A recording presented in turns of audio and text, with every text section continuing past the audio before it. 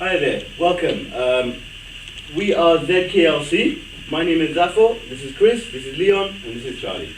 Our objective today is we have £1 million to invest. We're considering what to invest in. What do you think, Lee? Well, I think we should stick to the supermarket industry. Okay. Which supermarkets are you thinking, Chris? Well, I'm thinking Tesco, obviously, they're a very big established company. What about you, John? Yes, I mean Tesco and Morrison's are both companies late in their business life cycle, so it would be comparable to do them. Yeah, I think we should have a comparison. Good comparison. I like Tesco and Morrison's, but I can't see the problem with Asda. Can't see a problem with that? No. What do you think, John? Well, as a subsidiary of Walmart, it might be more difficult to get the company accounts compared to Tesco and Morrison's. Okay, so get over the obstacle. I think we should stick to Tesco and Morrison's. And Charlie likes the flapjacks from Tesco as well. Charlie, flapjacks, Tesco? Approved. Okay. Okay, done. Okay, what do we need to look into? Well, there's a range of stuff we can look into, but I think what's important for us, as investors, is our dividend policy. Okay. Or their dividend policy. Okay. Yeah? Okay. Because this would tell us, what the likelihood of us receiving dividends consistently. Yeah. And it could, That's a part of our objective as well. We need a consistent dividend. Yeah, you do Yeah. need a consistent dividend, yeah. Mm-hmm. I think analysis of the dividends per share, with the earnings per share, might give us an indication of the what the directors are doing with the money, basically. Are they investing the money, or are they paying out all the dividends? Okay. I think that'd be good. Okay, I think if that's the case, we need to go off and investigate. Okay, so if me and Charles go off, and then I'll do Tesco, Charles can do Morrison's. Yeah? Yeah? Okay. Let's see how long they take. They'll be back soon. They should be back by now. Finish yet, Charles? No. You should be back by now, guys. Come on. You should be done now, aren't you? Yeah. That's what you got. Go on, let's get back now, guys. Sure. Are we finished now? Nearly. Oh, Yeah? okay. You got it done, yeah? So what are your results? Well, Morrison's, whilst very profitable, Yeah. it is a fluctuation really. There's no consistency to the earnings per share, and dividend per share isn't consistent either. So it could indicate he's using a residual dividend policy, do you think? Interesting. Yes. Yeah. Okay. Well, I think that's a bit risky for us, because obviously with the residual dividend policy, they'd invest in all that they found in all positive NPV projects, and if they don't turn out to be good, then we'd lose money. We're going to end up losing a lot of money then, Yeah. Okay. What did you find on Tesco? But Tesco's, even though their dividends per share did fluctuate from year to year, they were more consistent. Okay, that's So- in line with our objective. Yeah. Yeah. We have a consistent policy, so I think possibly Tesco could be the one that we go for. The okay. Tesco are probably, based on what you've just told us, they can potentially be using traditional theory Yeah. policy. Yeah. Okay, so if they're using a traditional theory, I guess in a sense That's the assumption we make in really, isn't it, from the figures, yeah. is that they're using a traditional dividend policy. Okay. So what do you think we should do now then? Do you think Okay, we should just I invest think or look at before something else? we invest directly like that, I think we should look into it a bit more. Definitely, Okay. there's a lot Yeah? of money, obviously. How about let's look into the relationship. Let's see if there's a relationship between the dividends per share Yeah. and the share price itself. Yeah. Yeah? Yeah. So, okay.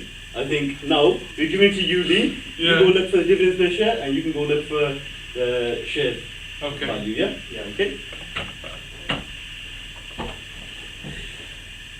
Okay. You ready, Should be guys? back now, guys. You done? Okay. Come back now. See, it's left us up to us to do all this research. Oh no, Yeah. we did the research beforehand. You see in that question we did. We just made sure they had everything ready in there. Oh, I don't know about that. Yeah, definitely. I Right, agree. so Okay. if we did the research beforehand, then what conclusions do you draw from the relationship? I'll prove now. Looking at the relationship, you Yeah. can't really. There's not much of a correlation between the share price and the dividend policy. Okay. So we've expressed it in one of our diagrams. Yeah. What do you think? To me, I don't. There is no correlation there. So So there's no correlation, but what I'm worried about is that what if the share price is being influenced by external factors like the economy? that's possible, though. That's possible. So really, it is also possible that Tesco's dividend payouts are actually affecting their share price. Ooh, I guess we're gonna. Could be possible. Yeah. That might just be a risk that we have to take. Yeah. What would be disadvantage if it was affecting the share price? What would that mean to us? So, Then we could potentially have a double hit.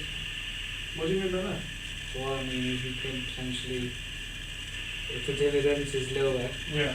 and the share price reduces, bang, we get hit in both places. Yeah. we can do it That's both right, ways, yeah. innit? It's more of a risk. Yeah. But the converse is true though, isn't it?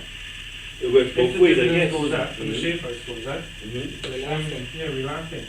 But that's Then again, it's risky, and risk and is what did not we, something what that did we we say? really Why like. were we going to go with the residual dividend policy? Because we risk neutral. Yeah, Absolutely. so we're risk neutral, so in a sense, I guess we come back to the drawing board. So basically, we're not going to invest in either Tesco's or Morrison. Tesco Morrison, out the question here, guys. Yeah. I guess back to the drawing board now. So before we do that, I think obviously we're going to want to invest in some sort of company, isn't it? Yep, we've got to do something with £1 million. So what do you think we should look at, Chris? What would be, you know, the optimum dividend policy for us to receive optimum results? Well, for us as a whole, and you know, with the relationship us guys have, I think we all think alike. So what I would say is that, for example, we want a company that would pay us 20% dividends consistently. on a something yearly- So around it's that fixed. figure. Yeah, somewhere So it's around basically there, a Fixed fixed. dividends of the profit each year. is on that a what you're yearly saying? basis, and invest, and the rest of the money they can invest into positive NPV. What should they do with the money though if there isn't any positive NPV? Then they should Give it back to the shareholders. give I it back think to they the should. shareholders. Yeah. So just to clarify then, what we're looking for, a dividend policy is sort of a mixture of the two, residual and traditional, Yeah, and we'd be looking at if they did have profits for the year, you yeah. know, we'd be looking at keeping sort of a certain percentage to pay to us as shareholders, a fixed percentage each year, say, you know, between 15 and 20%, Yeah, and the rest then is kept back to go on to positive NPV projects. yeah, That's But if there's none available, just pay us the money. yeah. full shareholders. dividends, yeah. So that's in a sense, that means at least we're coming back, covering our own objectives of Yeah. receiving a constant dividend payment And we got as well as future growth. Yeah. Yeah, So wealth will increase in the future as well. yeah. So I think that's good. I think we should. But Hmm? the last question I got for you is Yeah. what companies are you going to do? Because after the analysis we've done, I've gone off supermarkets. Yeah, I think we should leave supermarkets for now. How about let's have a look at something else, innit? What do you think? What do you think, Chris? Well, I can think we should do something to do with supermarkets. What's that fruit called again? Banana? Bananas? Why don't we look to invest in Apple? An apple? Yeah, Apple PLC, the new company, the new software. Yeah. Okay, I think. Apple is in Apple iPad. That's Oh, right, yeah. Let's look into Apple. I think we'll go a bit technical now. Yeah, Yeah. we're looking for Apple because Well, I think- technology's getting so out there.